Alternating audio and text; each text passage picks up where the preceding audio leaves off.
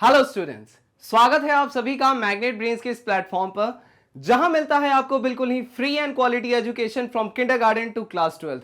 मैं शुभम श्रीवास्तव स्वागत करता हूं आप सभी का class 12th biology NCERT exemplar की सीरीज में, जहां आज के इस लेक्चर में हम लोग डिस्कस करने वाले हैं अपने chapter number 9 strategies for enhancement in food production के माइंड मैप को। हमने अपने सिलेबस में अभी तक अपने 8 चैप्टर्स को कंप्लीट कर लिया है और आज हम बिल्कुल एक फ्रेश चैप्टर को स्टार्ट करने जा रहे हैं। इस चैप्टर का जो नाम है वो दिख रहा है हमें कि strategies for enhancement in food production. बहुत छोटा चैप्टर है, बहुत बड़ा चैप्टर नहीं है, बहुत बड़ा साइंस भी नहीं है इस चैप्टर के अंदर। मतलब अगर आपने जूनियर क्लासेस में अगर इस तरीके की चीजों को पढ़ा है तो ये चैप्टर आपके लिए काफी आसान होने वाला है और हम अपने माइंड मैप में इसको और शॉर्ट में और जितना जल्दी इस चैप्टर के अंदर मौजूद सारे टॉपिक्स, जितने भी टॉपिक्स हैं इस चैप्टर के अंदर, हम उसको जल्दी जल्दी देखेंगे, हर एक पॉइंट को देखेंगे। ऐसा नहीं कि जल्दी देखने के चक्कर में हम किसी पॉइंट को छोड़ने वाले हैं, ऐसा बिल्कुल नहीं होगा। हम सारे पॉइंट्स को डिस्कस करेंगे। तो बेसिकली इस चैप्टर के अंदर हमें पढ़ना क्या है, एक बार इसके बारे में डिस्कशन करते हैं। तो हम शुरू करेंगे वहां से कि पॉपुलेशन हमारा, मतलब एक समय ऐसा था कि हमारी इस धरती पर बहुत ही लिमिटेड पॉपुलेशन थे। मतलब कहने का कि इस इंसान की बात करें, मतलब होमो सेपियंस की अगर बात करें तो इससे पहले बहुत सारे मतलब अगर इस होमो सेपियंस से पहले होमो इरेक्टस थे, होमो हैबिलिस थे, ये सारे थे। इनका रहने का स्टाइल अलग था, इनके खाने पीने का स्टाइल अलग था। एक समय आया ऐसा, आज से करीब 9000 से 11000 साल पहले की बात है, जब पहली बार एग्रीकल्चर नाम की चीजें सामने आई। मतलब एग्रीकल्चर करने का सोचा हमारे पूर्वजों ने, मतलब जो हमसे पहले के थे। तो वहां पर हुआ कि फूड का प्रोडक्शन होना चाहिए, कि मतलब खाने के लिए क्या है तो उसका प्रोडक्शन होना चाहिए। फिर समय बढ़ता गया, लोग एनिमल्स की तरफ बढ़े, एनिमल्स को एज अ फूड लेना शुरू किया। प्लांट से अलग अलग तरीके के प्लांट के जो ब्रीड्स हैं उनसे अपना फूड लेना शुरू किया। समय बढ़ता गया, पॉपुलेशन बढ़ता गया। जैसे जैसे हमारा पॉपुलेशन बढ़ता चला गया उस तरीके से इस फूड की जो डिमांड है वो बढ़ती चली गई। लेकिन अगर हम बात करें अपने इस धरती की तो इस पर एक लिमिटेड अमाउंट ऑफ लैंड है हमारा, लेकिन पॉपुलेशन बढ़ता गया तो फूड का जो डिमांड है वो भी बढ़ता गया। तो ऐसा है कि अगर हम इस तरीके से इसको एक छोटा सा डिस्कशन करके समझने की कोशिश करें तो हम इसको ऐसे समझेंगे कि अगर हमारे पास जो लैंड है वो लिमिटेड है, हमारे पास जो लैंड है वो लिमिटेड है और हमारा जो पॉपुलेशन है वो पॉपुलेशन जो है वो बढ़ता जा रहा है, धीरे धीरे वो इंक्रीजिंग है। तो एक समय ऐसा आएगा कि हमारे पास इतने पॉपुलेशन हो जाएंगे, इतने इंडिविजुअल्स हो जाएंगे कि हम उनके डिमांड को फुलफिल नहीं कर पाएंगे।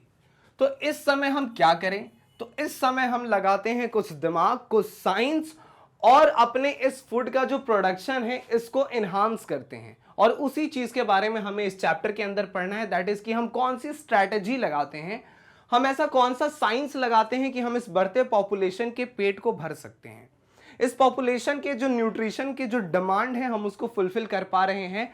तो इस चैप्टर के अंदर कुल मिला के हमें यही देखना है। इस चैप्टर की अगर हम बात करें तो हमने इस चैप्टर को 2 पार्ट्स में बांट दिया है। बेसिकली हमने इस चैप्टर को 2 पार्ट्स में बांट दिया कि अगर हम फूड की बात करें तो ह्यूमंस ऐसे लिविंग ऑर्गेनिज्म हैं जो प्लांट को भी एज अ फूड लेते हैं और जो एनिमल्स को भी एज अ फूड ले रहे होते हैं। तो यहां पर हमने इस चैप्टर के वो 2 पार्ट्स में बांट दिया है। एक पार्ट में हम पढ़ेंगे एनिमल्स के बारे में कि एनिमल्स से हम किस तरीके से अपना फूड, न्यूट्रिशन ये सब लेते हैं, एंड सेकेंड हम इस चैप्टर में पढ़ेंगे प्लांट्स के बारे में कि हम इन प्लांट्स से किस तरीके से फूड लेते हैं, किस तरीके से जो हमारा न्यूट्रिशन है, जो भी न्यूट्रिएंट्स है वो हम किस तरीके से यहाँ प्लांट से ले रहे होते हैं। तो इस चैप्टर के अंदर बस हमें इतना ही देखना है, इससे ज्यादा हमें इस चैप्टर के अंदर कुछ नहीं देखना है। तो उम्मीद है कि ये चैप्टर आपके लिए काफी आसान होने वाला है। तो शुरू करते हैं अपने इस चैप्टर के कंटेंट को। जैसे ही हम अपने इस चैप्टर के कंटेंट को स्टार्ट करते हैं, हमने यहां अभी देखा कि एनिमल्स एंड प्लांट की बात है, तो हम स्टार्ट करेंगे अपने इस एनिमल वाले पार्ट से। हम स्टार्ट करेंगे अपने एनिमल वाले पार्ट से। तो अगर एक कॉमन सी बात है कि अगर मान लो फॉर एग्जांपल, ये हमारे लिए कॉमन है कि जैसे कि अगर आप कभी फार्मलैंड गए हो, अगर आपने कभी फार्मलैंड विजिट किया है तो आप देखोगे कि सीजन के अकॉर्डिंग डिफरेंट डिफरेंट क्रॉप्स जो हैं उस फार्मलैंड पर लगाए जाते हैं। जैसा उस जगह की मिट्टी है, जैसा वहां का एनवायरनमेंट है, उसके अकॉर्डिंग उस जगह में वो फसल को तैयार किया जाता है। फॉर एग्जाम्पल कि जैसे मध्य प्रदेश की बात की जाए तो यहाँ पर हमें देखने को मिलता है कि यहाँ पर सोयाबीन की खेती ज़्यादा है। अगर हम चलते हैं पंजाब की तरफ या फिर हम बिहार में चलें तो उधर हमें देखने को मिलता है कि उधर गेहूं की खेती ज़्यादा है। अगर हम साउथ में जाएं तो हमें देखने को मिलता है कि एक साल के अंदर हम कई बार डिफरेंट डिफरेंट राइसेस को हम कल्टीवेट कर लेते हैं। तो कहने का मतलब ये है कि जैसी धरती हम उस तरीके के क्रॉप को हम लोग उगाते हैं और फिर उसको यूज करते हैं। ज़रूरत से ज़्यादा अगर हमने उसका कल्टीवेशन कर लिया है तो फिर हम उसको एक्सपोर्ट करते हैं उन देशों में जहां पर ही फसल की प्रोडक्टिविटी नहीं है। तो ऐसा काम करते हैं। और अब यहां पर हमने क्या किया है कि एनिमल्स का भी हमने यूज करना शुरू कर दिया है न्यूट्रिशन लेने के लिए। तो अब जरूरत है कि एनिमल्स की भी खेती की जाए। मैं क्या कह रहा हूं आपसे, कहने का मतलब यह है कि एनिमल्स की भी खेती की जाए। मतलब ऐसे समझने की अगर भाषा में अगर हम बात करें तो एनिमल्स को क्या है, एनिमल्स को पालना, एनिमल्स को जितना न्यूट्रिशन उसको चाहिए उसको देना, और जब वो एनिमल मैच्योर हो जाता है तब उससे जिस चीज की रिक्वायरमेंट है हमें उस चीज को लेना। ये सारी चीजें चली आती हैं इसी एनिमल हस्बेंड्री नाम के टॉपिक के अंदर। अगर हम एनिमल हस्बेंड्री के बारे में बात करें कि भाई what is this animal husbandry, तो एनिमल हस्बेंड्री से सिंपल हमें यह समझना है कि हमने किसी एनिमल को लिया है, हमने इसको क्या किया है, इस एनिमल का केयर करना, इस एनिमल को टाइम टू टाइम केयरिंग में क्या करना है, तो हमें इसे टाइम टू टाइम न्यूट्रिशन देना है ताकि इस एनिमल से जो मैक्सिमम आउटपुट है वो हम ले सके। अगर हम इसके न्यूट्रिशन में कोई भी एनिमल है जिसे हमें किसी तरीके का काम है, फॉर एग्जाम्पल यहाँ पे शिप लिखा है, काऊ है, पोल्ट्री है, तो यहाँ पर क्या है कि अगर शिप को ही हम उठा लेते हैं, अगर इस शिप को अगर हम प्रॉपर न्यूट्रिशन नहीं देंगे तो जो मैक्सिमम आउटकम हम इससे लेने वाले हैं इन फ्यूचर हम वो नहीं ले पाएंगे। जस्ट बिकॉज कि न्यूट्रिशन की कमी के कारण ये क्या होगा, ये अपने अंदर उन चीजों का डेवलपमेंट उस तरीके से और उतने अमाउंट में नहीं कर पाएगा जो हमें चाहिए। इसको हमने प्रॉपर न्यूट्रिशन रखा, इसको टाइम टू टाइम इसका चेकअप कहने का मतलब है कि अगर ये बीमार पड़ता है तो इसको एक प्रॉपर ट्रीटमेंट देने की भी जरूरत है। अगर प्रॉपर ट्रीटमेंट नहीं देंगे तो डिजीज जो है वो हो सकता है कि एक शिप से दूसरे शिप में चला जाए, दूसरे से तीसरे से चौथे, और जो पूरा ग्रुप है शिप का वो इससे जो है वो अफेक्ट हो जाए, तो ये बहुत बड़ा लॉस हो सकता है। तो हमें किन किन चीजों पर ध्यान देना है, हमें इनका केयर करना है, हमें इनके न्यूट्रिशन पे ध्यान देना है। हमें किस चीज पे ध्यान देना है, तो हमें इनके न्यूट्रिशन पे ध्यान देना है, हमें इसका केयर करना है ताकि ये किसी तरीके के डिजीज से ये अफेक्ट ना हो, तो डिजीज इन्हें ना हो, इस तरीके का केयरिंग हमें करना है। ठीक है, इस तरीके का केयरिंग हमें चाहिए। साथ साथ हम क्या करते हैं, इनके रिप्रोडक्शन में भी ध्यान दिया जाता है, रिप्रोडक्शन भी करवाया जाता है। रिप्रोडक्शन कराने का हमारा मकसद ये है कि हमें फिर नेक्स्ट जनरेशन भी तो चाहिए। ऐसा तो नहीं है कि अगर हमें इस शिप से काम हो गया, एक समय आएगा फॉर एग्जांपल कि अगर इस शिप से अगर हम वुल को प्राप्त कर रहे हैं तो एक समय ऐसा आएगा कि ये जो शिप है ये धीरे धीरे इसका उम्र जो है वो बढ़ते जाना है, एक समय ये बूढ़ा हो जाएगा और अल्टीमेटली इसकी डेथ होनी है। तो डेथ इसका हो जाए, तो डेथ होने से पहले अगर ये सही समय पर रिप्रोडक्शन कर लेता है तो एक नया शिप हमारे पास आ जाएगा। इससे क्या है कि मतलब नेक्स्ट जनरेशन आता रहेगा, तो हमें ये जो वुल जो हमें चाहिए ये हमें हमेशा मिलता रहेगा। तो हमें न्यूट्रिशन करना भी जरूरी है। मतलब कहने का मतलब है कि प्रॉपर केयरिंग जो है, ओवरऑल प्रॉपर केयरिंग हमें इसका करना पड़ता है। ठीक है, सो ये सारी चीजें आती हैं एनिमल हस्बेंड्री के अंदर। ये हुआ एनिमल हस्बेंड्री। अब एनिमल हस्बेंड्री के बारे में थोड़ा सा और डिस्कशन करें तो हम जान रहे हैं कि हम डिफरेंट एनिमल्स को अपने डिफरेंट यूज में लाते हैं। फॉर एग्जाम्पल जैसे यहीं पर कुछ लिखा है, फिर लिखता है यहाँ पर फिशरीज। कहने का मतलब है कि हम फिश का भी यूज करते हैं। मतलब फिशरीज कहने का मतलब है कि जो भी एक्वेटिक एनिमल्स को जो हम यूज में लाते हैं, फॉर एग्जाम्पल जैसे फिश हैं, मॉलस्क्स हैं, क्रस्टेशियंस हैं, तो कहने का मतलब है कि जैसे ये सारे हैं तो इनका क्या है, इनका है कि फिश एज अ फूड हम लेते हैं, इन सबको एज अ फूड हम यूज कर रहे होते हैं। ठीक है, तो और भी डिफरेंट है हमारे पास। फॉर एग्जांपल जैसे कि हमारे पास डेयरी मैनेजमेंट है, इन सब के बारे में अभी हम डिस्कशन करेंगे। ठीक है, डिस्कशन हम इनके बारे में करेंगे। तो ये रहे डिफरेंट डिफरेंट एनिमल्स जिनका हम डिफरेंट डिफरेंट पर्पज से यूज करते हैं। तो ये सारे के सारे किसके अंदर आ जाएंगे, एनिमल हस्बेंड्री के अंदर। फिश की बात करें तो एक चीज ये है कि आपने देखा होगा कि जो मछुआरे होते हैं जो मछली पकड़ते हैं, या तो वो नदी या फिर वो कोई कोई होता है जो फॉर एग्जांपल कि जैसे ओशंस में, सीज में भी वो जाकर के मछली पकड़ के लाते हैं। फॉर एग्जांपल जैसे हिल्सा जो है वो जनरली क्या है, वो समुद्रों में पाया जाता है, तो उन मछलियों को वहां पकड़ा जाता है। लेकिन हमें देखना है कि ऐसे भी इलाका जहां पे कोई समुद्र नहीं है, फॉर एग्जांपल अगर हम इंडिया के अगर हम मैप को बनाएं तो कुछ इस तरीके से हमारा मैप है। नीचे साइड से, नीचे में हमारा इंडियन ओशन है, इधर बे ऑफ बंगाल है, और इधर हम बात करें तो अरेबियन सी है, कुछ ऐसा ही है हमारे पास। लेकिन अगर हम इधर की बात करें तो इधर हमारा दिल्ली हो गया, इधर हमारा बिहार है, इधर बिहार है यहाँ पे, इधर यूपी है, बीच में हमारा मध्य प्रदेश है, फिर ऊपर में जाएंगे तो हमारे पास है जम्मू कश्मीर। तो ऐसे भी जगह हैं जहाँ पर ये समुद्र की मछलियाँ नहीं पहुँच पाती। तो इन केस में क्या होता है, इन जगहों पर किया जाता है फिश फार्मिंग।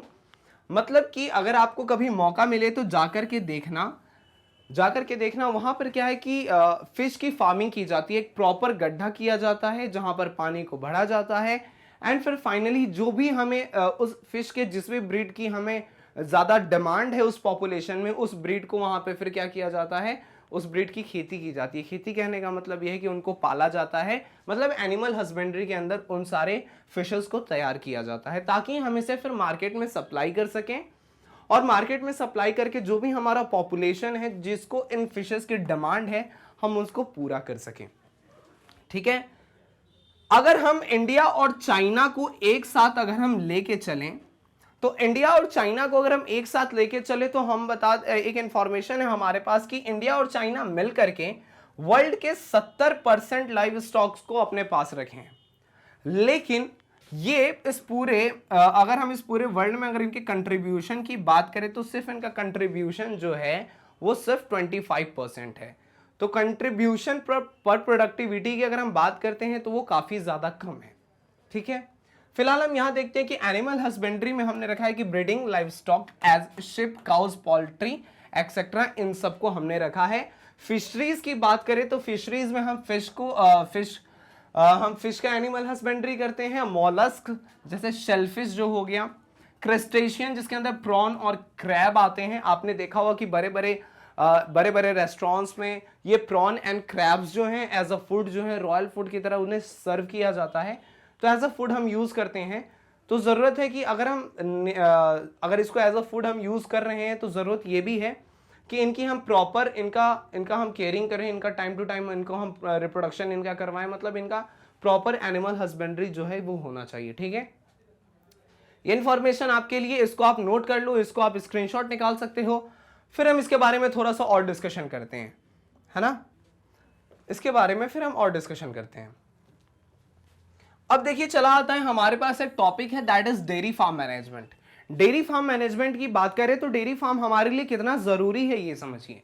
इंसान की अगर हम बात करें तो हमने शायद अपने किसी पिछले चैप्टर्स में देखा था, शायद हमने इवोल्यूशन में देखा था। इवोल्यूशन नामक चैप्टर में एक हमारे पास क्वेश्चन था। क्वेश्चन हमारे पास ये था कि बताइए कि आज का जो होमोसेपियन है, आज का जो हमारे पास जो होमोसेपियन है हमारे पास, इसके अंदर क्या अभी भी इवोल्यूशन हो रहा है? एट प्रेजेंट की बात करें तो क्या इसके अंदर इवोल्यूशन हो रहा है? तो हमने उसका आंसर किया था यस, इवोल्यूशन हमारे अंदर हो रहा है। और अगर इसके एक एग्जाम्पल की बात करें तो इसके एग्जाम्पल में हमने देखा था कि इंसान जो है वो बहुत पहले की बात है कि वो मिल्क को जो है, वो मिल्क का डाइजेशन जो है वो इंसानों के अंदर पहले नहीं होता था। बहुत पहले की बात है कि मिल्क का डाइजेशन ह्यूमंस होमोसेपियंस के अंदर नहीं होता था। लेकिन अभी के समय में हमें ये देखने को मिलता है कि हम बहुत सारे डेयरी प्रोडक्ट्स को हम लोग यूज करते हैं। हम क्या करते हैं? हम लोग बहुत सारे डेयरी प्रोडक्ट्स को यूज करते हैं। इट मीन्स दैट कि हमारे अंदर जो ये मिल्क है या फिर इस मिल्क से बने जो डिफरेंट प्रोडक्ट्स हैं उनका हम आसानी से यूज कर पा रहे हैं, हम उसको अब डाइजेस्ट कर पाते हैं। तो कहने का मतलब है कि मिल्क जो है वो आज के पॉपुलेशन के लिए बहुत ज़्यादा इंपॉर्टेंट है, बहुत ज़्यादा डिमांड में रहता है। जस्ट बिकॉज कि मिल्क तो यूज में आता ही है। अगर हम बात करें एक छोटे बच्चे की, एक छोटे से बच्चे की अगर हम बात करें तो इसके लिए मिल्क जो है वो नेसेसरी है। अगर किसी बच्चे का जन्म होता है तो एडवाइस किया जाता है कि उसको मदर के मिल्क से फीड करना चाहिए, जस्ट बिकॉज कि बहुत सारे रीजंस हैं। हमने अपने पिछले चैप्टर्स में देखा है कि एक तो उसको कोलेस्ट्रॉल में दैट इज कि येलोइश थिक मिल्क है जिसके अंदर एंटीबॉडीज मौजूद है जो उस बच्चे को मजबूत बनाता है। तो कहने का मतलब है कि उस बच्चे के अंदर मिल्क को डाइजेस्ट करने की शक्ति ज़्यादा है। उम्र बढ़ता गया और मिल्क को डाइजेस्ट करने की शक्ति जो है वो धीरे धीरे कम होती चली गई, लेकिन हम क्या करते हैं, मिल्क का बहुत सारा यूज़ करते हैं। इस मिल्क की बात करें तो इस मिल्क से हम क्या बना रहे हैं, तो इस मिल्क से हम पनीर बनाते हैं, ठीक है। अगर इस मिल्क से बात करें तो हम डिफरेंट डिफरेंट स्वीट्स बनाते हैं, ठीक है। इस मिल्क से बात करें तो आइसक्रीम्स बनता है इसी मिल्क से, और भी बहुत सारे प्रोडक्ट्स हैं जो हमें इस मिल्क से देखने को मिलते हैं। तो कहने का मतलब है कि, और ये अगर टेस्ट की बात करें तो टेस्ट में भी बहुत अच्छे लगते हैं खाने में, दैट इज वाई कि इसका जो डिमांड है मार्केट में वो बढ़ता जा रहा है। अब मार्केट में इसका डिमांड बढ़ रहा है तो हमें जरूरत है कि इस मिल्क के प्रोडक्शन को जो है हमें वो बढ़ाना होगा। मिल्क के प्रोडक्शन को बढ़ाने के लिए हमें चाहिए वो एनिमल्स जो मिल्क दे रहे हैं। फॉर एग्जाम्पल जैसे कि हमारे पास है काऊ या फिर हमारे पास है बफेलोज, ठीक है, हमारे पास है बफेलो। हमें जरूरत है कि ऐसे एनिमल्स की संख्या अगर बढ़ती जाएगी तभी हम मिल्क का जो प्रोडक्शन है उसको बढ़ा सकते हैं। तो डेयरी फार्म मैनेजमेंट के अंदर क्या आता है, हम मिल्क और उसके प्रोडक्ट के लिए इसका यूज करते हैं। ये depends on quality of breed. तो ये सेकेंड पॉइंट है। पहले फर्स्ट पॉइंट को हम लोग डिस्कस कर रहे हैं कि मिल्क का जो प्रोडक्शन है हम उसको बढ़ाएंगे। तो कैसे बढ़ाएंगे, जब काउज और बफेलोज जो हैं अगर हम उसके पॉपुलेशन को क्या करते हैं, बढ़ाते हैं। एक पॉइंट हमारे पास ये हो गया, ठीक है। ये आ गया डेयरी फार्म मैनेजमेंट के अंदर। अब हमें डेयरी फार्म मैनेजमेंट के अंदर एक और चीज देखना है। हम इधर का इरेज कर रहा हूं मैं, ठीक है, आप इसको नोट कर सकते हो तो कर लो, इरेज करते हैं इसे, ठीक है। इधर एक चीज देखने लायक ये है कि ये काउज एंड बफेलोज की संख्या को हमने बढ़ा दिया, लेकिन हमारे पास कुछ ड्रॉबैक्स आ गए। हमारे पास कुछ ड्रॉबैक्स आ गए और ड्रॉबैक्स कुछ ऐसे थे कि ये जो काउज हैं, ये बफेलोज हैं, ये क्या है, ये डिजीज रेसिस्टेंस नहीं है। तो कहने का मतलब है कि कोई भी डिजीज जो है इनको वो आसानी से अटैक कर रहा है, और कोई भी डिजीज इसे अटैक कर रहा है तो क्या हो रहा है कि एक साथ क्या है कि अगर एक साथ क्या है कि बहुत ज़्यादा पॉपुलेशन जो है काऊ का या फिर बफेलो का, ये क्या है, एक साथ इस बीमारी से ग्रसित हो जाता है। एंड एज अ रिजल्ट क्या होता है, हमें बहुतों में डेथ देखने को मिलता है। और इस डिजीज के कारण क्या होता है, बहुतों में हमें डेथ देखने को मिला, या फिर हमें क्या देखने को मिला कि ये जो मिल्क का प्रोडक्शन ये कर रहे थे, ये मिल्क का प्रोडक्शन ये धीरे धीरे कम कर देते हैं, ठीक है। तो ये चिंता की बात है क्योंकि इनका ऐसा बनावट ही है कि इनको ये डिजीज होना है। तो इसके लिए हम क्या करें, हमें तो लेकिन ये मिल्क के डिमांड को पूरा करना है। तो हमने एक स्ट्रैटेजी लगाया, उसी चीजों को हमें इस चैप्टर के अंदर डिस्कस करना है। हमने एक स्ट्रैटेजी लगाया, हमने कुछ दिमाग लगाया और हमने क्या किया, एक क्वालिटी ब्रीड को हमने बनाया। कहने का मतलब है कि हमने क्या किया, हमने एक क्वालिटी ब्रीड को बनाया। कहने का मतलब है कि हमने करवाया हमने दो ब्रीड्स के बीच में क्रॉस करवाया। हमने लिया एक तरफ ब्रीड 1, ठीक है, और हमने एक तरफ लिया ब्रीड नंबर 2। दो ब्रीड हमारे पास। ब्रीड 1 की खास बात यह है कि ये जो मिल्क का प्रोडक्शन करते हैं, इनमें मिल्क का प्रोडक्शन जो है वो हाई है, लेकिन इन्हें डिजीज हो जाता है। सेकेंड चीज क्या है, इनमें मिल्क का प्रोडक्शन तो इनमें हाई है, लेकिन ये डिजीज से लड़ नहीं पाते हैं। दैट इज वाई इनके अंदर जो डिजीज है वो ज्यादा है। और ब्रीड 2 की बात करें तो ये मिल्क का प्रोडक्शन तो कम करते हैं, लेकिन अगर हम बात करें तो ये डिजीज से लड़ने में सक्षम है। थोड़ा थोड़ा इरेज करना पड़ेगा यहाँ पे, फिलहाल आप इसको नोट कर लो, फिर हम आगे चलते हैं। तो यहाँ पर अभी हमने क्या देखा कि मतलब कहने का मतलब ये है कि ब्रीड 1 ऐसा है कि एक के पास जो है वो जो मिल्क का प्रोडक्शन वो ज़्यादा कर रहा है, लेकिन अब ब्रीड 2 की बात करें तो इसमें क्या है, हमें जो मिल्क का जो प्रोडक्शन है वो हमें कम देखने को मिल रहा है, क्योंकि ये इसी तरीके का ब्रीड है। लेकिन ब्रीड 1 की बात करें तो हमें देखने को मिल रहा है कि इसमें ये जो डिजीज़ जो है ये इसके अंदर ये जल्दी डिजीज़ को कैच कर लेता है। लेकिन इसकी बात करें तो ये जो डिजीज़ जो है ये इसके अंदर वो जल्दी इस ब्रीड को अफेक्ट नहीं करती। तो कहने का मतलब है कि हमारे पास ये पॉइंट है। तो कहने का मतलब है कि अगर हम बात करें तो ये वाला पॉइंट जो है, ये वाला, ये बहुत ही सही चीज है हमारे लिए, और दूसरा ये वाला इस ब्रीड 2 से ये वाला पॉइंट जो है हमारे लिए बेटर है।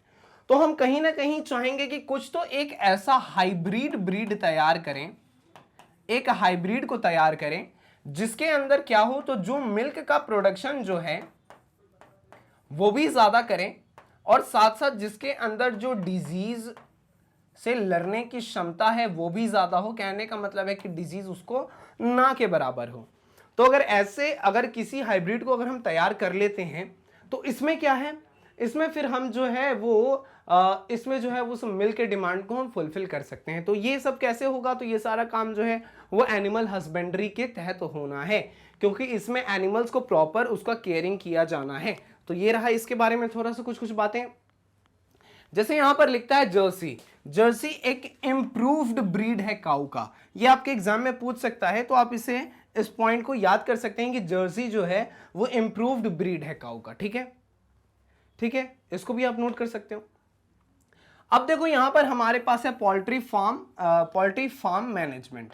ठीक है, फार्म मैनेजमेंट, इसके अंदर हम किसको रखते हैं, तो इसके अंदर हम बर्ड्स को लेकर के। बर्ड्स क्या है, बर्ड्स की बात करें तो हम बर्ड्स का किस पर्पज से यूज करते हैं, तो बर्ड्स का यूज करते हैं हम दो पर्पज से। एक हम यूज करते हैं फॉर एग्स, एंड दूसरा पर्पज है हमारे लिए मीट। तो दो पर्पज से हम इसका यूज करते हैं। तो हमें क्या चाहिए, हमें एग भी चाहिए, साथ साथ हमें मीट भी चाहिए। तो कैसे मिलेगा ये हमें, तो कैसे मिलेगा कि जब तक हम अपना एनिमल हस्बेंड्री के तहत हम जो है वो क्या करते हैं, वो इनकी संख्या जो है इन बर्ड्स की उसको ज़्यादा से ज़्यादा प्रोड्यूस करवाते हैं। तो हमें जो मार्केट में जो मीट की डिमांड है उसे भी फुलफिल करना है, और इस मार्केट में जो एग की जो डिमांड है उसको भी फुलफिल करना है। ठीक है, इसकी बात करें तो कह रहा है कि इसमें चिकन है, हमारे पास गूज है, डक है, टर्की एक्सेट्रा, ये सारे इसके अंदर आते हैं। लेगहॉर्न की बात करें तो लेगहॉर्न क्या है, तो this is the improved breed of chicken. तो चिकन का एक इंप्रूव्ड ब्रीड है, कौन सा, तो लेगहॉर्न। ठीक है, समझ में आ रही हैं चीजें, बहुत ज्यादा बहुत बड़ा कॉन्सेप्ट नहीं है, बहुत ही आसान है, इसको भी आप नोट कर सकते हो। फिर हम चलते हैं आगे, है ना। तो कहने का मतलब वही था कि यहाँ पे जो हमारे पास ये जो बर्ड्स हैं इसको हम लोग एग्स ऑन मीट, इन दो पर्पस के लिए हम इसका यूज कर रहे हैं। ठीक है, आगे चलते हैं। अब आ जाते हैं हम अपने टॉपिक पे। जैसे कि अभी हमने बात किया यहाँ पे, एक हमने यहाँ पर जैसे कि बात किया ब्रीड के बारे में, फिर हमने देखा कि हमें एक चाहिए एक हाइब्रिड, दैट इज कि ब्रीड 1 और ब्रीड 2 के बीच में हमने क्रॉस करवाया है, और फिर हमने देखा है कि ब्रीड 1 की ये खासियत थी और ब्रीड 2 की ये खासियत थी। तो हमने जो हाइब्रिड तैयार किया, तो व्हाट इज दिस ब्रीडिंग, तो हमने वो हाइब्रिड कैसे तैयार किया, तो अब हम बात कर लेते हैं उसी से related, that is about the breeding. Breeding की बात करें तो ब्रीडिंग हमारे पास दो तरीके का है। एक आपको इन ब्रीडिंग यहां पे दिख रहा है, this is the number 1 in breeding, and number 2 की बात करें तो ये रहा हमारे पास आउट ब्रीडिंग। तो कहने का मतलब है कि हमारे पास दो है, एक हमने रखा है इन ब्रीडिंग, और नंबर 2 जो है हमारे पास that is the outbreeding. ठीक है, नंबर 2 इज आउट ब्रीडिंग। ठीक है, इन ब्रीडिंग में क्या कहता है, तो कहता है कि mating closely related individuals with in same breed for 4 to 6 generation. अब देखिए ये कहना क्या चाह रहा है, it increases homozygosity, develops pure line, continued in breeding, that is reduce fertility and productivity, in breeding depression. एक चार्ट हमारे पास। अब देखिए इन ब्रीडिंग में क्या कहता है कि हमें क्या चाहिए ना, कि हमें हमेशा ऐसा चाहिए होता है कि जिससे हम मैक्सिमम से मैक्सिमम आउटपुट ले सकें। लेकिन यहाँ पे इन ब्रीडिंग एक ऐसा गेम है जिसमें कि हम लोग सेम ब्रीड जो है उसके 4 से 6 जनरेशन तक उसी में हम लोग क्या करवाते हैं, उसी में हम लोग मेटिंग करवा रहे होते हैं। ठीक है, अब क्या है कि क्लोजली रिलेटेड इंडिविजुअल्स हैं, फॉर एग्जांपल कि बहुत क्लोजली रिलेटेड इंडिविजुअल है, फॉर एग्जांपल कि अगर इनके पेरेंट्स जो थे अगर वो सेम थे, ठीक है, पेरेंट्स जो थे वो सेम थे, बहुत ही ज्यादा रिलेटेड है एक दूसरे से। अब क्या किया कि हमने इनके बीच में मीटिंग करवा दिया, और कब तक करवाया, तो यहाँ पे जनरेशन 1 पहले जनरेशन तक, इसके बाद जो इससे आया निकल करके generation 2, generation number 3, generation number 4, generation number 5, generation number 6, अभी तक करवाया, यहीं तक करवाया। हमने ऐसा देखा था, हम ऐसा जानते हैं कि जब दो अलग अलग पेरेंट्स, फॉर एग्जांपल कि अगर एक इंडिविजुअल कोई इधर से आ रहा है, ठीक है, और एक इंडिविजुअल कोई बहुत दूर से आ रहा है, अगर इन दोनों के बीच में अगर मीटिंग होता है तो ये जो नया इंडिविजुअल बनता है ये थोड़ा हाइब्रिड होता है, ठीक है, जस्ट बिकॉज कि इसके अंदर जो कैरेक्टर्स हैं, इस पेरेंट का कुछ अलग कैरेक्टर होगा, इसका कुछ अपना कैरेक्टर होगा, और फिर यहाँ पर जो हमें मिलेगा ऑफस्प्रिंग दैट इज वो लिटिल बिट डिफरेंट होगा, वो इन दोनों का मिक्सचर होगा, दैट इज की हाइब्रिड होगा इन दोनों का। अब यहाँ पर क्या है कि क्लोजली रिलेटेड है, तो इसका क्या मतलब है कि इसमें जो प्रॉपर्टी होगा ऑलमोस्ट इसमें भी वही होगा, इसमें भी कुछ वैसा ही देखने को मिलेगा, इसमें भी कुछ ऐसा ही, इसमें भी कुछ ऐसा ही, इसमें भी कुछ ऐसा ही। तो कहने का मतलब है कि एक जैसी चीजें कंटिन्यू करते चली जाएंगी generation after generation and generation after generation. तो यहाँ पर हमें क्या मिल रहा है, तो इसके कारण हमें यहाँ पर देखने को मिलता है प्योर लाइन। हमें यहाँ पर देखने को मिलता है क्या, तो हमें यहाँ पर प्योर लाइन देखने को मिलता है, ठीक है। प्योर लाइन हो गया, तो यहां से हमें क्या देखने को मिल रहा है, एक और चीज दैट इज दी होमोजाइगोसिटी। यहां पर हमें होमोजाइगोसिटी भी देखने को मिल रहा है। क्या मिल रहा है, होमोजाइगोसिटी देखने को मिलता है यहाँ पे, जस्ट बिकॉज कि कोई बहुत बड़ा चेंज नहीं आया है नेक्स्ट जनरेशन में, तो एक प्योर लाइन है और होमोजाइगोसिटी हमें देखने को मिलता है। ये देखने को मिला, तो इसका नतीजा क्या होगा, तो इसका क्या है कि कंटिन्यूड इन ब्रीडिंग क्या करता है, रिड्यूसेस फर्टिलिटी एंड प्रोडक्टिविटी। तो ये कंटिन्यूड, ये जो प्योर लाइन है होमोजाइगोसिटी है, फिर ये लगातार जब ये चलता रहता है इन ब्रीडिंग, तो इसके कारण फर्टिलिटी और प्रोडक्टिविटी जो है वो घट जाती है। तो हमें क्या देखने को मिला कि यहां से ये दो चीज हमें बता रहा है, दैट इज कि एक बता रहा है अबाउट फर्टिलिटी घटना है यहाँ पे, और साथ साथ यहाँ पे क्या है, इसका प्रोडक्टिविटी जो है वो भी घट जाएगा यहाँ पे, ठीक है। तो इससे क्या होता है, और इस कंडीशन को हम लोग क्या कहते हैं, तो इसको हम लोग इनब्रीडिंग डिप्रेशन का नाम देते हैं, ठीक है, इनब्रीडिंग डिप्रेशन का नाम देते हैं। अब इसको देख करके दिमाग में एक सवाल उठ सकता है कि जब इसका इतना बड़ा लॉस है तो फिर हम ये इनब्रीडिंग करवाते क्यों हैं, ये इनब्रीडिंग करवाते क्यों हैं। अब देखिए, इनब्रीडिंग करवाने के पीछे हमारा मकसद यही है कि हमें चाहिए होता है ये प्योर लाइन। तो अभी आप बोलेंगे कि सर ये प्योर लाइन तो ये होमोजाइगोसिटी कॉज कर रहा है, और फाइनली ये फर्टिलिटी का भी यहाँ पर फर्टिलिटी भी यहाँ पर कमता जा रहा है, प्रोडक्टिविटी भी कमता जा रहा है, तो फिर क्यों चाहिए हमें ये प्योर लाइन, ये हमारे लिए लॉस का कारण बन रहा है। तो देखो, प्योर लाइन क्यों चाहिए होता है हमें, कि इन फ्यूचर जब हमें हमारे अकॉर्डिंग जब कोई हाइब्रिड चाहिए होगा, जब हमें हमारे अकॉर्डिंग इन फ्यूचर कोई हाइब्रिड चाहिए होगा, तब इस प्योर लाइन का हम क्या करवा सकेंगे, हम इस प्योर लाइन का फिर हम ये हाइब्रिड क्रॉस करवा सकेंगे, और उसके लिए हमें ये प्योर लाइन का होना बहुत जरूरी है। दैट इज वाई हमें जब चाहिए ये हाइब्रिड, ठीक है, जब हाइब्रिड चाहिए तब हम क्या करें, तब हम प्योर लाइन की जब जरूरत पड़ेगी तो हम प्योर लाइन को किधर से लेके आएंगे। That is why pure line का भी इस पॉपुलेशन में रहना बहुत जरूरी है। दैट इज वाई हम क्या करवाते हैं, इनब्रीडिंग, और इनब्रीडिंग के मदद से ये प्योर लाइन जो है वो हमें मिलता चला जाता है, और फिर जब हमें जरूरत पड़ती है एट दैट टाइम हम अपने इस हाइब्रिड को भी प्राप्त कर लेते हैं, ठीक है। इसको अभी आप नोट कर सकते हो, स्क्रीनशॉट ले सकते हो। फिर हम चलते हैं, इसके बाद देखते हैं हम समथिंग अबाउट आउटब्रीडिंग, ठीक है। इरेज करें इसको। अब हमारे पास नंबर 2 ब्रीडिंग में हमारे पास है दैट इज की आउट ब्रीडिंग। आउट ब्रीडिंग को हमने यहां पर देख रहे हैं आप कि हमने यहां पर 3 केसेस रख दिए यहाँ पे। एक को हमने आउट क्रॉसिंग का नाम दिया है, एक को क्रॉस ब्रीडिंग का नाम दिया, और तीसरे को हमने इंटर स्पेसिफिक हाइब्रिडाइजेशन का नाम दिया है। तो क्या होता है आउट क्रॉसिंग, तो आउट क्रॉसिंग कहता है कि हम सेम ब्रीड उठाएंगे। हम क्या करेंगे, हम सेम ब्रीड उठाएंगे, लेकिन कंडीशन यहां पर क्या है, पिछले कंडीशन में हमने देखा था कि क्लोजली रिलेटेड थे। हमने यहां पर क्या देखा था, यहां पर देखा था कि क्लोजली रिलेटेड है, लेकिन इस वाले केस में हम क्या रखेंगे, ब्रीड तो सेम है लेकिन इनके कोई कॉमन एंसेस्टर्स नहीं है फॉर 4 to 5 जनरेशन। अब देखिए इसको कैसे समझ सकते हैं। फॉर एग्जाम्पल यहां पर कोई पेरेंट था, अब क्या है, इसका कोई इंडिविजुअल यहां पे नंबर 1 आया इधर से, और इधर से इसका नंबर 1 कोई इधर आया, मतलब स्टेज 1 की बात की जा रही है।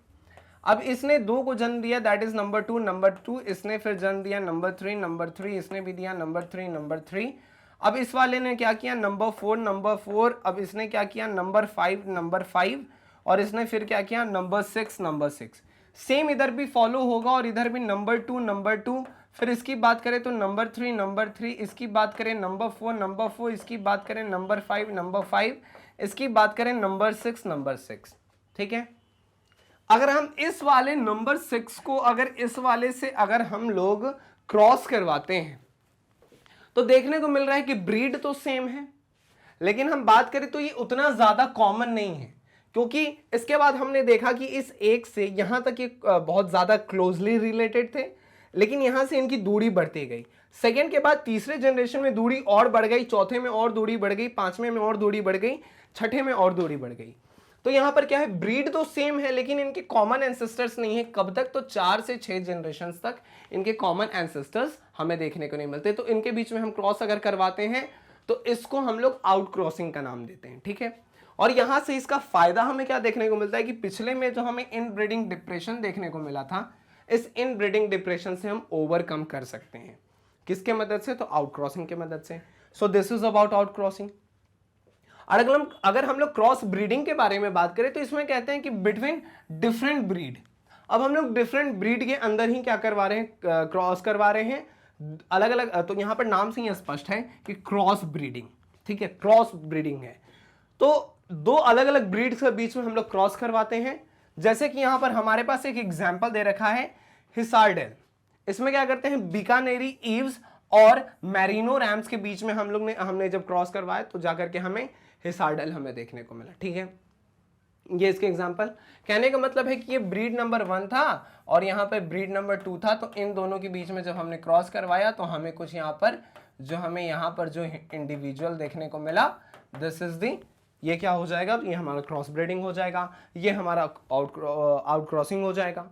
अब तीसरा हमारे पास that is interspecific hybridisation.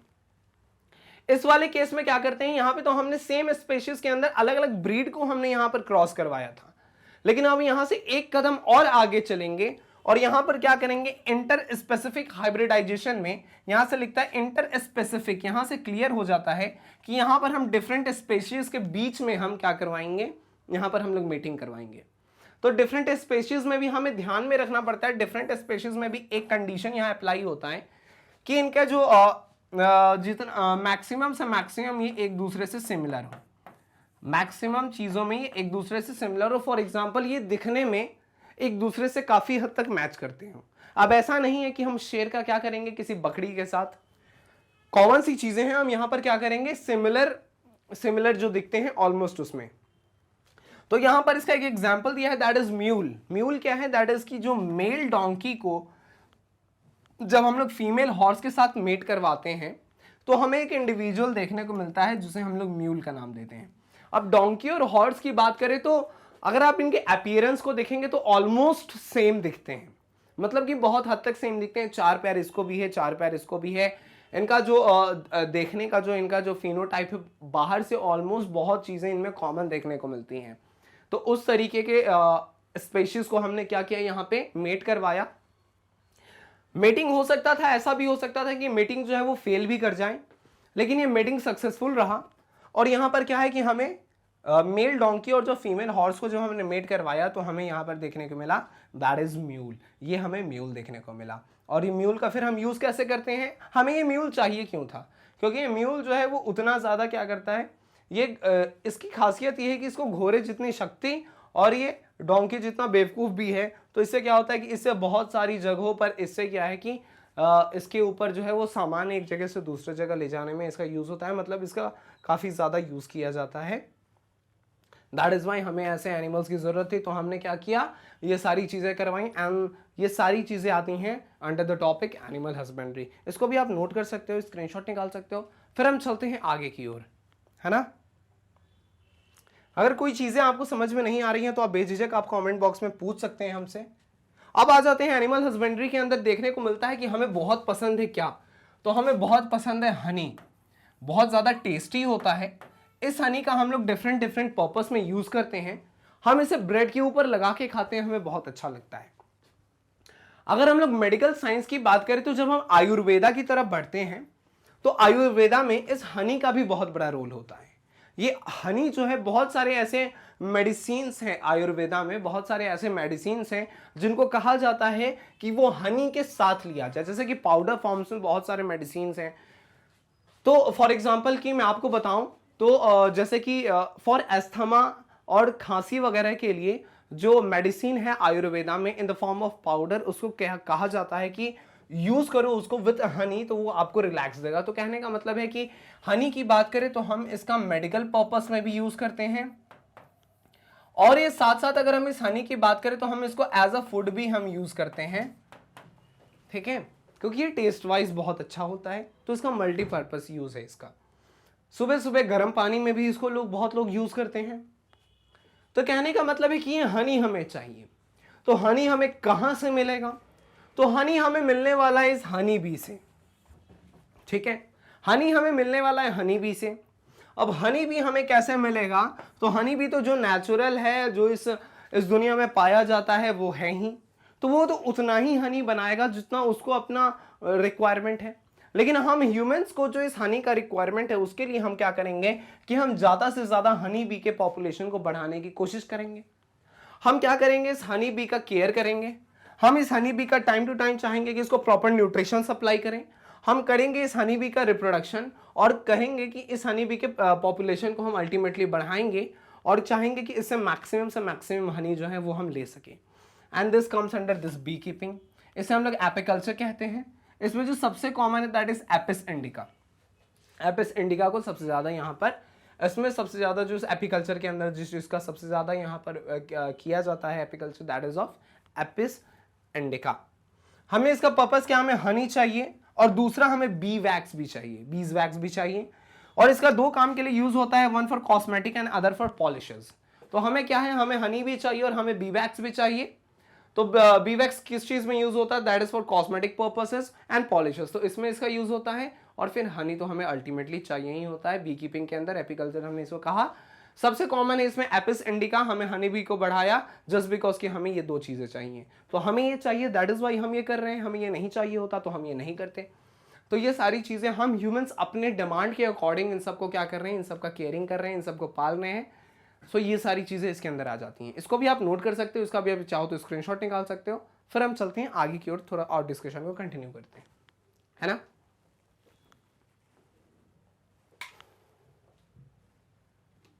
अब देखिए हमारे पास आ चुका है फिशरीज। फिशरीज की बात करें तो हमारे पास दो कंडीशन है। फिशरीज की बात करें तो हम जान रहे हैं, कहने का मतलब है कि यहाँ पर बात की जा रही है दैट इज एक्वेटिक। यहाँ पर एक्वेटिक एनिमल्स की बात की जा रही है। एक्वेटिक में भी हमारे पास दो केस है। एक हमारे पास है that is number one is the fresh water and number two is marine. Number one is fresh water and number two is marine.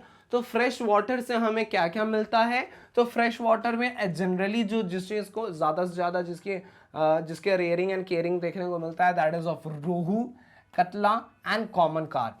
रोहू, कतला एंड कॉमन कार्प जो है वो फ्रेश वाटर के अंदर हमें देखने को मिलते हैं। एंड मेराइन की बात करें तो that is sardine, hilsa, mackerel, prawn, frets, ये सारे जो है ये हमें देखने को मिलते हैं मेराइन में। तो ये कुछ एग्जाम्पल्स हैं, इनको आप नोट कर सकते हो, इसको स्क्रीनशॉट निकाल लो, क्योंकि अगर आपके एमसीक्यूज में ये सब पूछा जा सकता है या फिर आपसे वेरी शॉर्ट टाइप में भी आपसे पूछा जा सकता है इनके एग्जाम्पल्स, तो आप उधर आप इसको बता सकते हो, तो आप इसको नोट कर सकते हो। दैट इज की फिशरीज की बात करें तो एक्वेटिक दो हमारे पास है, fresh water and marine. Common सी बात है, फ्रेश वाटर हम समझ रहे हैं क्या है। मेराइन की बात करें तो जहां पर सॉल्ट का कंसंट्रेशन थोड़ा ज्यादा है, मतलब कि सीज एंड ओशंस की बात की जा रही है यहाँ पे। ठीक है, इसको भी आप नोट कर सकते हो। क्योंकि ऐसा हम क्यों कर रहे हैं, दैट इज कि हम इस पॉपुलेशन की डिमांड को फुलफिल कर सकें। अगर कोई पॉपुलेशन जो है वो एक टाइम अगर रोहू खाती है, फॉर एग्जाम्पल एज हम इस रोहू की एग्जाम्पल लें कि अगर एक पॉपुलेशन जो है अगर वो 100 अगर 100 लोग जो हैं वो एक बार रोहू खाते हैं किसी एक शाम को, तो इस शाम जो है वो 100 लोग जो हैं वो क्या कर रहे हैं, वो किसी वेज फूड को या फिर किसी वेजिटेबल को वो नहीं खा रहे हैं। तो ये वेजिटेबल क्या होगा, कोई 100 नेक्स्ट वेजिटेरियन पर्सन खाएगा। दैट इज वाई कि कुल मिला के हम इस पूरे पॉपुलेशन को जो है उसके डिमांड को हम यहाँ पर पूरा करने वाले हैं। ठीक है, आगे बढ़ते हैं। आगे बढ़ते हैं और हमारे पास एक बहुत ही बेहतरीन topic that is MOET. MOET के बारे में मैं आपको बता दूं कि एक अच्छा सा टॉपिक है जिसको क्वेश्चंस के रूप में आपसे पूछा जा सकता है। एमओईटी की फुल फॉर्म की बात करें तो इसके बाद सारी चीजें क्लियर हो जाएंगी क्योंकि हमने रिप्रोडक्शन को ऑलरेडी पढ़ रखा है। तो एमओईटी का फुल फॉर्म हो गया दैट इज के मल्टीपल ओव्यूलेशन एम्ब्रियो ट्रांसफर। ठीक है, इसका फुल फॉर्म क्या हो गया? Multiple ovulation embryo transfer. Multiple ovulation, ovulation हमने पढ़ा था, हमने एम्ब्रियो ट्रांसफर हमने पढ़ा था। तो मतलब कहने का है कि कुछ तो ऐसा टेक्निक है जिसमें कि एक से ज्यादा हम क्या कर रहे हैं कि एक से ज्यादा एम्ब्रियो को हम क्या कर रहे हैं उधर ट्रांसफर करने वाले, कुछ ऐसी चीजें हैं क्या? तो देखिए यहां पर क्या होता है, फॉर हेड इंप्रूवमेंट, यहां पर जैसे कि अगर काऊ को एज ए एग्जाम्पल अगर हम ले लें तो इनमें हॉर्मोन्स दिया जाता है। कैसे हॉर्मोन्स? तो एफएसएच लाइक एक्टिविटी वाले हॉर्मोन्स को क्या किया जाता है, इन काऊ के अंदर इंजेक्ट किया जाता है।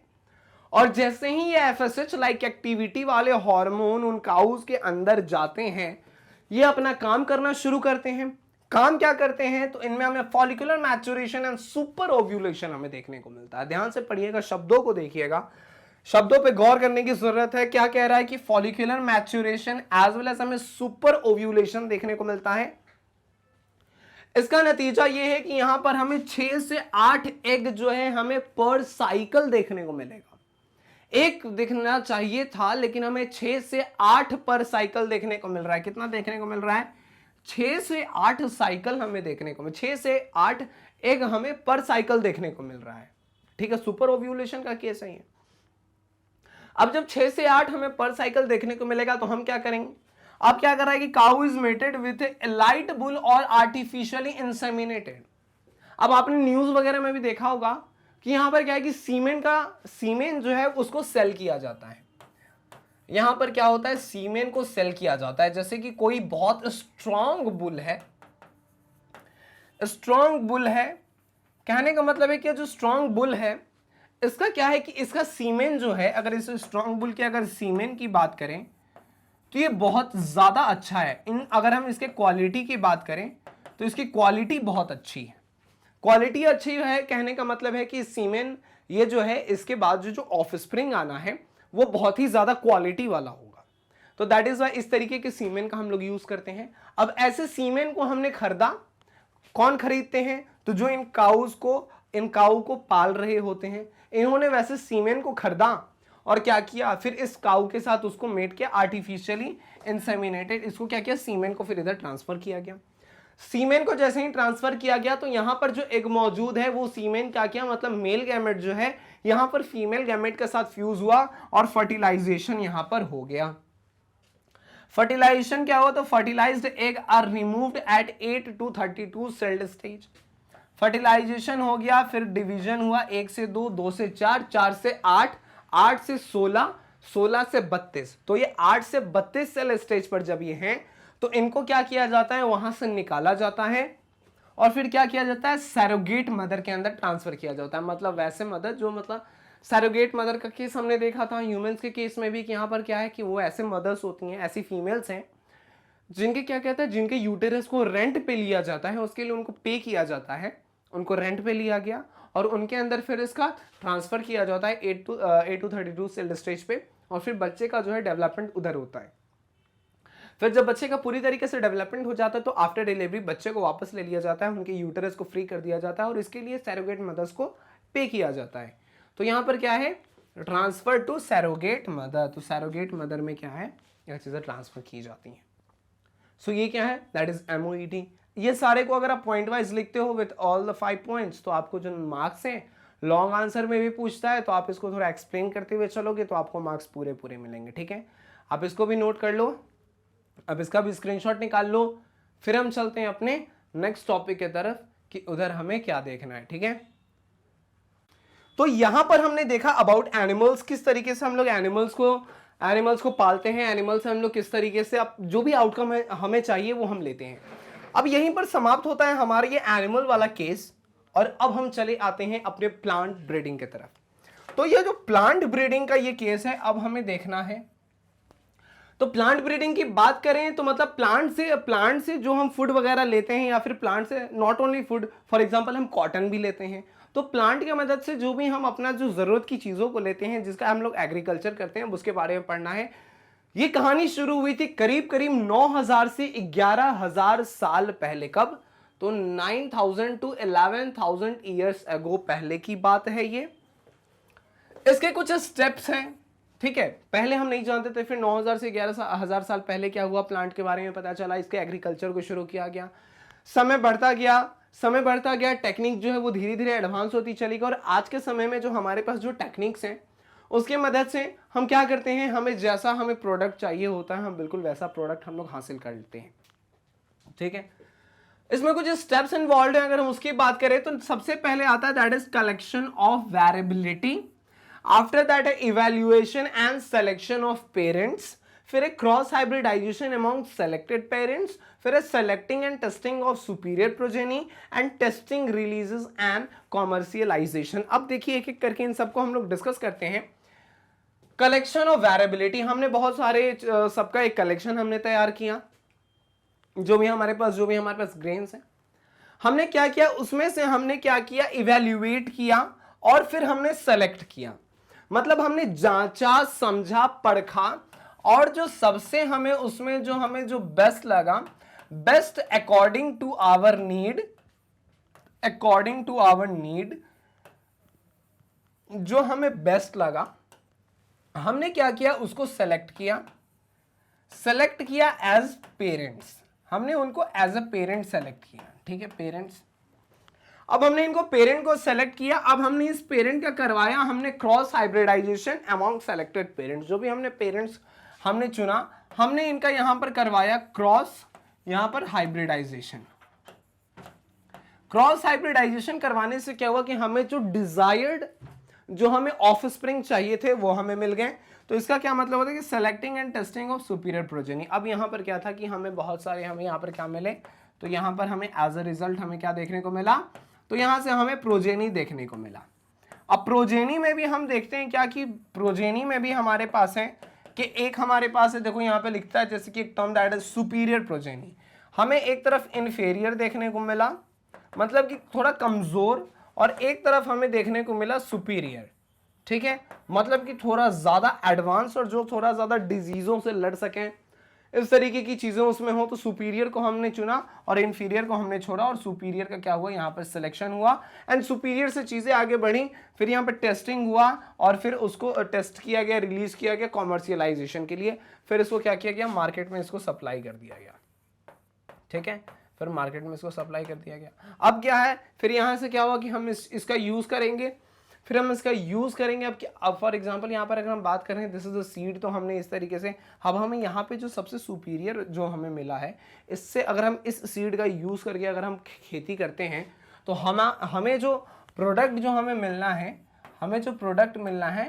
वो क्या होगा, वो बेस्ट इन द क्वालिटी होगा, वो क्या होगा, वो बेस्ट क्वालिटी का होगा। तो हमें तो यही चाहिए ना कि वो हमें बेस्ट क्वालिटी का मिले, तो इस तरीके से हम लोग बेस्ट क्वालिटी की चीजों को लेते हैं। कहते हैं कि जर्मप्लाज्म कलेक्शन क्या है, तो this is the entire collection of all varieties with diverse alleles. तो इसे हम लोग क्या कहते हैं, जर्मप्लाज्म कलेक्शन का नाम देते हैं, ठीक है, इसे हम लोग जर्मप्लाज्म कलेक्शन का नाम देते हैं, इसको भी आप नोट कर सकते हो। फिर हम चलते हैं इसके आगे की चीजों को डिस्कस करते हैं।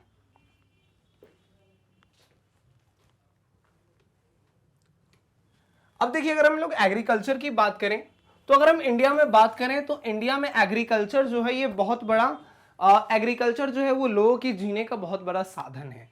ऐसा कहा जाता है किसानों को जो सम्मान मिलना चाहिए हमारे सोसाइटी में वो सम्मान उन्हें नहीं मिलता, लेकिन वो सम्मान उन्हें मिलना चाहिए जस्ट बिकॉज कि फार्मर्स ही वो हैं जिनके मेहनत के कारण हम अपना पेट भर पाते हैं। आपके पास करोड़ों रुपए हों, लेकिन अगर उन फार्मर्स के द्वारा दिए गए जो अनाज हैं वो अगर आप तक ना पहुंचे तो आपका पेट नहीं भर सकता है, आपका जीना पॉसिबल नहीं हो पाएगा।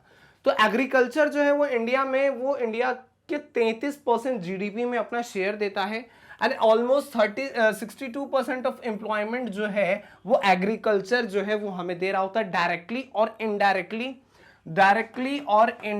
की बात करें, डायरेक्टली और या फिर इनडायरेक्टली की बात करें, ये क्या करता है, ये हमें ऑलमोस्ट 62% ऑफ एम्प्लॉयमेंट देता है हमारे लोगों को, एंड ऑलमोस्ट इसका कंट्रीब्यूशन कितना है, तो 33% of contribution in the GDP किसका है, हमारे एग्रीकल्चर का है। तो एग्रीकल्चर से क्या होता है, ये हमारे देश के जीडीपी में बहुत बड़ा रोल है, मतलब हमारे देश का डेवलपमेंट में बहुत बड़ा रोल है।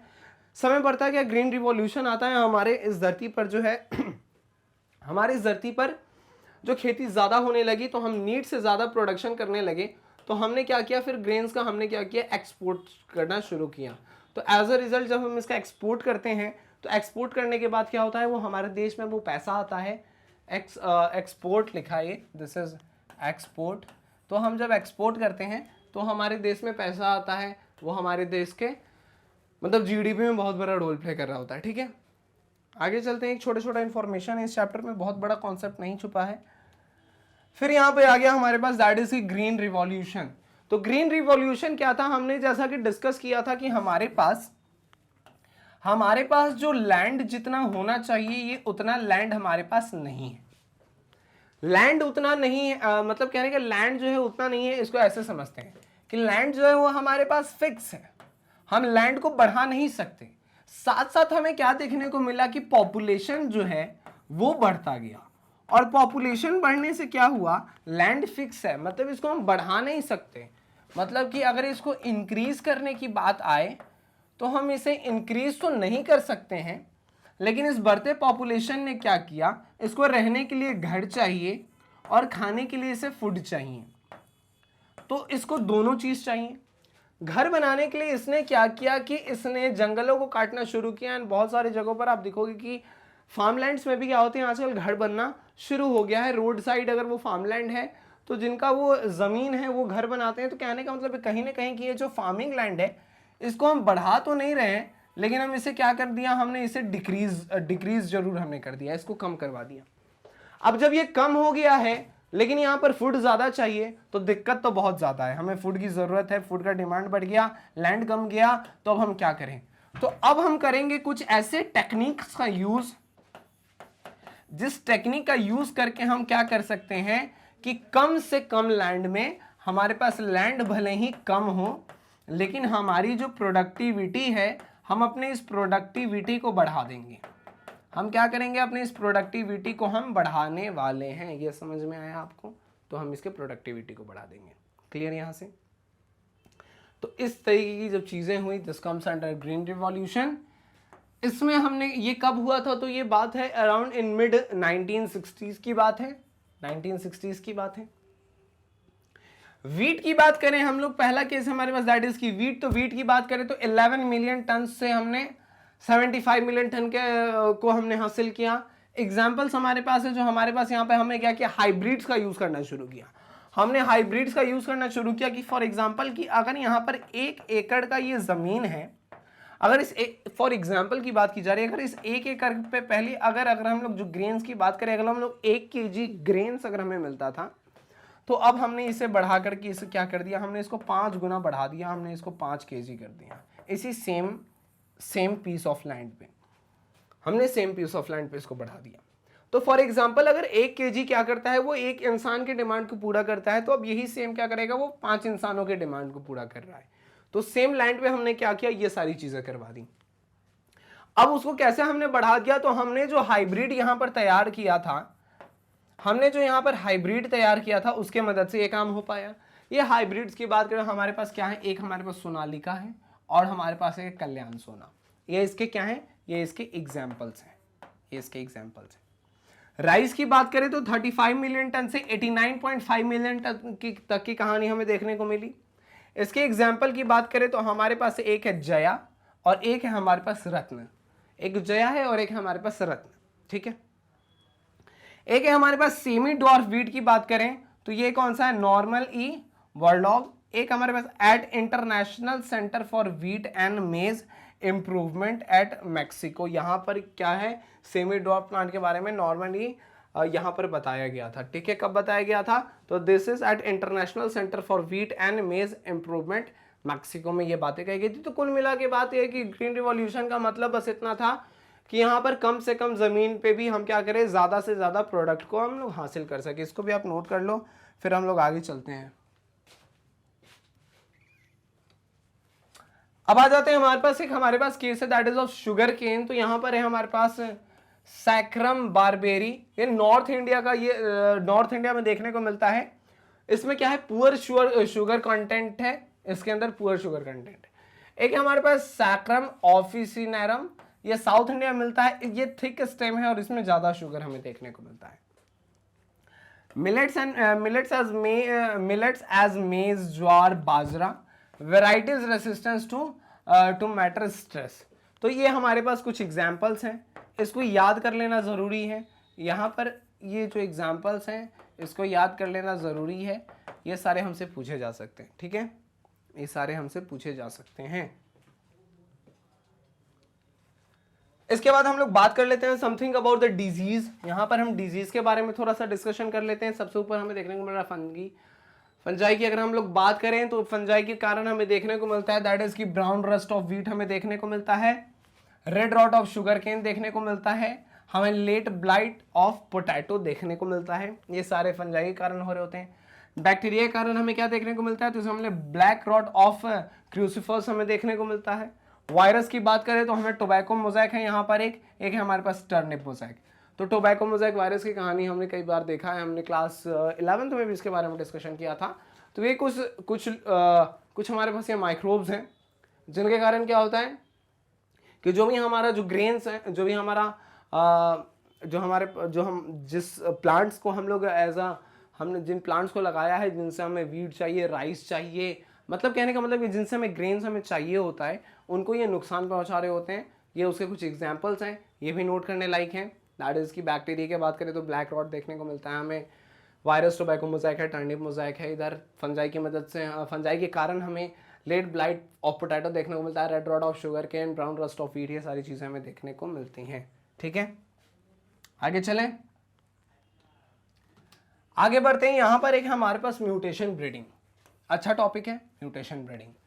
म्यूटेशन ब्रीडिंग की बात करें, दिस इज MUNG, अगर हम इसको ऐसे लिखे, दिस इज इसको काट दो यहाँ से, इसको ऐसे लिख दो MUNG। देखिए यहाँ पर क्या है, यहाँ पर म्यूटेशन के बारे में हमने बहुत बार देखा है। दैट इज कि कुछ नहीं है, एक ऐसा प्रोसीजर है कि जिसमें जो हमारा जो जेनेटिक मटेरियल है,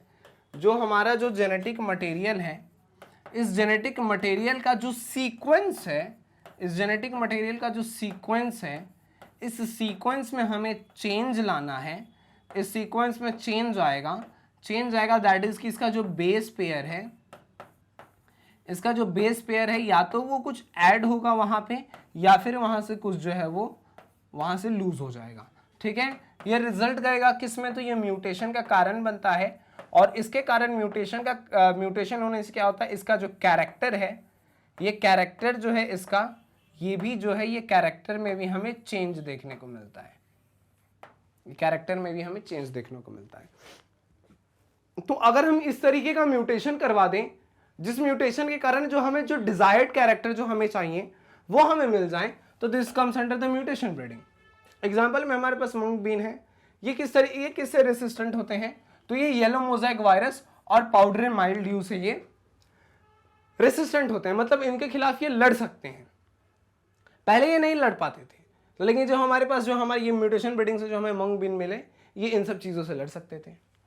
हेरी लीफ की बात करें तो कॉटन है हमारे पास, जैसे कि हम बात करें जैसीड्स है हमारे पास, वीट की बात करें तो सीरियल्स व्हाट बेटल से लड़ सकते हैं। इधर है हमारे पास high aspartic acid and low nitrogen and sugar resistance to maize, stem and borer. मतलब कहने का है कि छोटा छोटा इंफॉर्मेशन है, आप इसको नोट करते जाना, लिखते जाना, आपके लिए काम आएगा। फिर यहाँ पे हमारे पास परभानी क्रांति, इसका क्या है, तो इसमें हमने क्या किया था, वैरायटी ऑफ भिंडी के बारे में यहाँ पर बात की जा रही है। इट रेसिस्ट किसमें, तो ये येलो मोज़ेक वायरस से बच के रहता है। Got resistance gene from its wild variety, तो ये अपना रेसिस्टेंट जीन कहाँ से मिला, तो ये उसको वाइल्ड वेराइटी जो इसका था, उसका वाइल्ड वेराइटी क्या है, इसका वाइल्ड वेराइटी जो है वो येलो मोज़ेक वायरस से ये बच सकता था। तो ये क्या, ये इससे रेसिस्टेंस होता है, किससे रेसिस्टेंस होता है, तो ये अपने इसी वाइल्ड वेराइटी से अपने इस कैरेक्टर को इसने लिया, और फिर ये क्या करता है, ये भी येलो मोज़ेक वायरस से ये बच के रहता है। इसको भी आप नोट कर सकते हो। फिर हम आगे की ओर चलते हैं, ठीक है।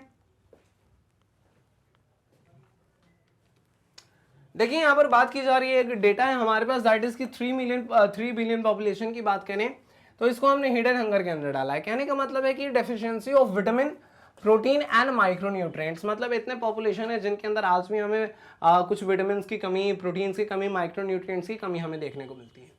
And about it's about 840 millions हैं जो जिनके पास अभी तक जितना भोजन होना चाहिए उतना भोजन नहीं है। मतलब ये हमारे पास एक डेटा है। क्या डेटा कहता है कि 3 बिलियन जो है वो अभी भी हिडन हंगर में, दैट इज की उनके अंदर जो प्रॉपर जितना विटामिन, जितना उनके अंदर प्रोटीन, जितना माइक्रोन्यूट्रिएंट्स उनको मिलना चाहिए उनके बॉडी तक, उनको वो नहीं मिल पाता है। एंड दिस इज 3 बिलियन, बहुत बड़ा नंबर है। एंड 840 मिलियन ये भी बहुत बड़ा नंबर है। एंड 840 मिलियंस को आज भी इनफ फूड नहीं है जितना उनको होना चाहिए। तो ये एक डेटा है, तो इससे भी हमें ओवरकम करना है। ठीक है, अब हमारे पास एक बहुत अच्छा सा टॉपिक है दैट इज बायोफोर्टिफिकेशन। बायोफोर्टिफिकेशन कहता है कि improving quality and quantity of nutrients in crop. अब देखिए जो हमारे पास क्रॉप है, ये जो हमारे पास क्रॉप है, हमने इन क्रॉप्स को कल्टीवेट किया है, हम इस क्रॉप को एज अ फूड यूज करने वाले हैं। हमारा मेन मकसद क्या है कि इसके अंदर जो न्यूट्रिएंट्स हैं उन न्यूट्रिएंट्स को हम ले सकें, मैक्स टू मैक्स हम उसको ले सकें। हमारा ये टारगेट है कि हम मैक्स टू मैक्स उसका यूज हम कर सकें। लेकिन यहां पर क्या है ना कि अगर मान लो कि अगर इस क्रॉप में वो न्यूट्रिएंट मौजूद नहीं है तो फिर इसका कल्टीवेशन करने का हमारा क्या मकसद है कि अगर कल्टीवेट हमने इसे किया और हमें इसमें से कोई खास हमें न्यूट्रिएंट नहीं मिल रहा है, जो न्यूट्रिएंट्स के डिमांड को फुलफिल नहीं कर पा रहा है, तो फिर क्या फायदा है ऐसे क्रॉप का। तो यहाँ पर हमारे पास एक टॉपिक आता है बायोफोर्टिफिकेशन। यहाँ पर क्या कह रहा है कि इस टेक्निक के मदद से क्या करते हैं हम लोग, जो है ये जो क्रॉप्स जो हैं इसके अंदर जो न्यूट्रिएंट्स की क्वालिटी है और इसकी जो क्वांटिटी है उसमें यहां पर इंप्रूवमेंट किया जाता है। तो कह रहे हैं improving quality and quantity of nutrients in the crop. कहता है कि इन 2000 की बात है, मेज हाइब्रिड्स डेवलप, मेज का हाइब्रिड को डेवलप किया गया था। इसमें हमें twice amount of tryptophan and lysine देखने को मिला। एक तरीके का अमाइनो एसिड है, नहीं है? तो ये जो अमाइनो एसिड है इसके अमाउंट को डबल किया गया। जो हाइब्रिड डेवलप किया गया उसमें इसके अमाउंट को डबल किया गया, किसका? Tryptophan and lysine. एटलस 66 ये जो व्हीट है इसमें हाई प्रोटीन कंटेंट है हमारे पास, ये जो डेवलप किया गया।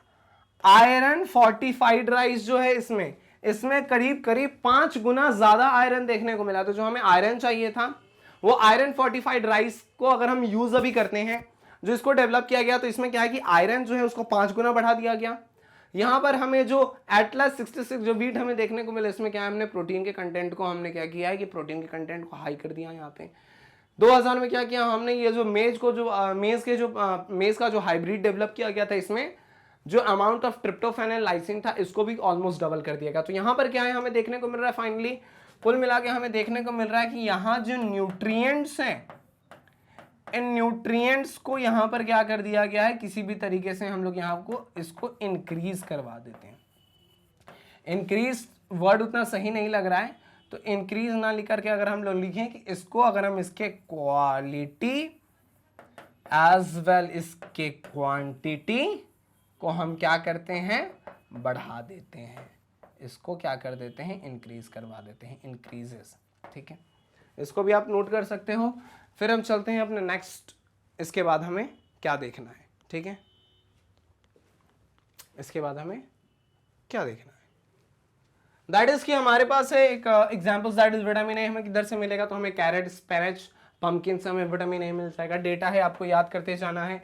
विटामिन सी की बात की जा रही है तो बिटर ग्राउट, बथुआ, मस्टर्ड, टोमेटो इधर से आपको मिलने को है। आयरन, कैल्शियम, स्पिनच, बथुआ इधर से मिल जाएगा। प्रोटीन की बात करें तो बीन्स, जैसे कि हमारे पास हो गया ब्रॉड, हो गया लैब हो गया, हमारे पास फ्रेंच एंड गार्डन पीस हो गया, आपको इधर से मिल जाएगा। तो ये सारे कुछ डेटा हैं, मतलब कहने का कुछ हमारे पास यहाँ पर एग्जाम्पल्स हैं। विटामिन ए की तरफ से मिलेगा सी, आयरन, कैल्शियम, प्रोटीन्स। तो इसको आप नोट कर लेना, आपसे पूछा जा सकता है आपके एग्जाम्स में, तो आपके लिए हेल्पफुल रहेगा। ठीक है, आपके लिए हेल्पफुल होने वाला है।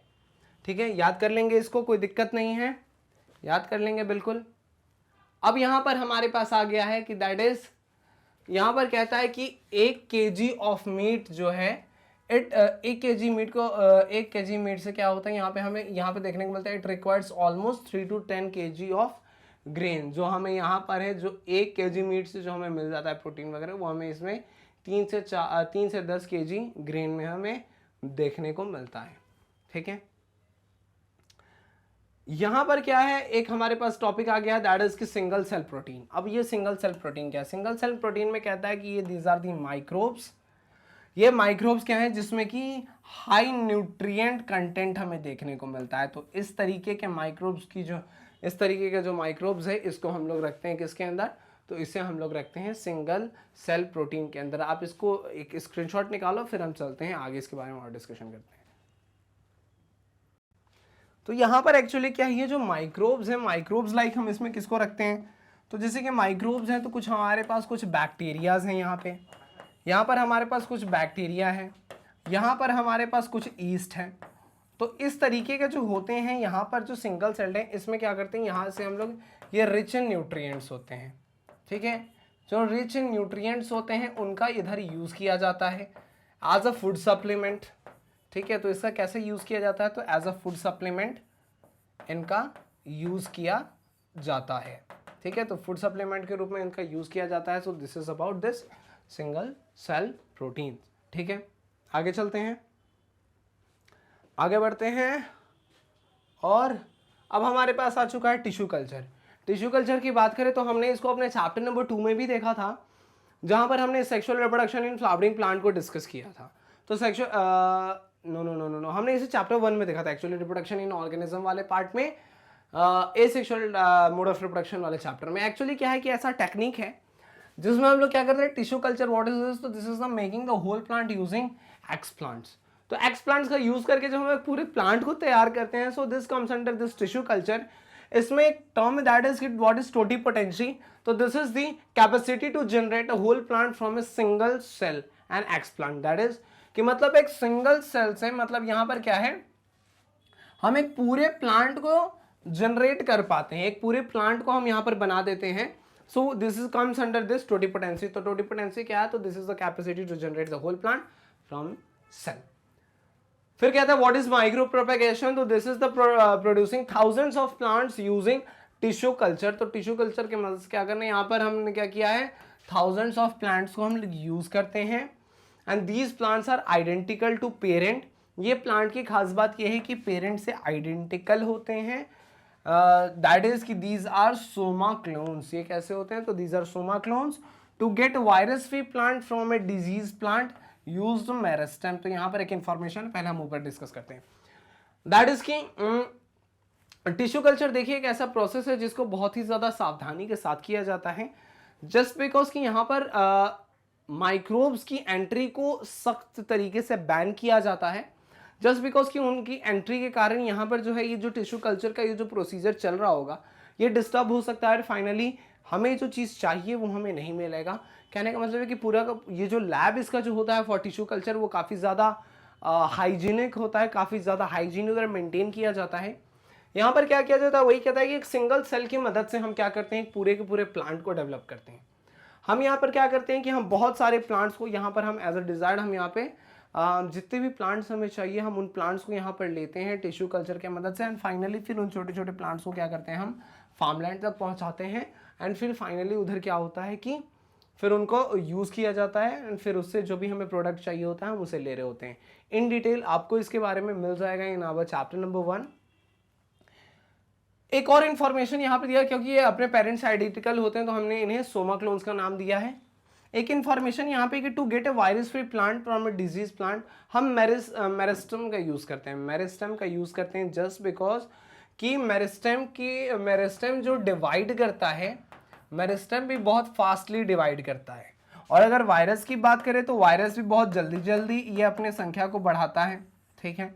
लेकिन अगर हम इसके और इसको जब हम लोग कंपेयर करते हैं, अगर हम लोग कंपेयर करने की कोशिश करें तो हमें पता चला है कि ये ज़्यादा जो है ये बहुत ज़्यादा इसके मुकाबले ये फास्ट होता है। तो इसके मुकाबले फास्ट होता है तो क्या है कि इस पर जो वायरस का जो इन्फेक्शन है मेरिस्टेम में ये जो है वो कम होता है। दैट इज़ वाई हम क्या करते हैं कि एक वायरस फ्री प्लांट अगर हम लोग को चाहिए तो हम लोग मेरिस्टेम का यूज़ करते हैं, ठीक है, इसको भी आप नोट कर सकते हो, स्क्रीनशॉट निकाल सकते हो। फिर हम आगे चलते हैं, अब हमारे पास एक दैट इज की somatic hybridization. What is the somatic hybridization? तो this is the isolated protoplast from different varieties is fuse. तो इसमें क्या होता है कि आइसोलेटेड प्रोटोप्लास्ट, अलग अलग वेराइटी से हम लोग अलग अलग प्रोटोप्लास्ट को हम लोग निकालते हैं और फिर उसको फ्यूज करवाया जाता है, इसको फ्यूज करवाया जाता है। हाइब्रिड्स को हम लोग सोमैटिक हाइब्रिड्स का नाम देते हैं। जो हाइब्रिड, जैसे कि एग्जांपल की अगर हम लोग टोमेटो और पोटैटो को करते हैं तो हमको मिलता है पोमैटो। हम टोमेटो और पोटैटो को जब फ्यूज करवाते हैं तो हमें देखने को मिलता है पोमैटो। और इसमें क्या है कि didn't had the desired characters. तो ये एक एग्जांपल हो गया किसका?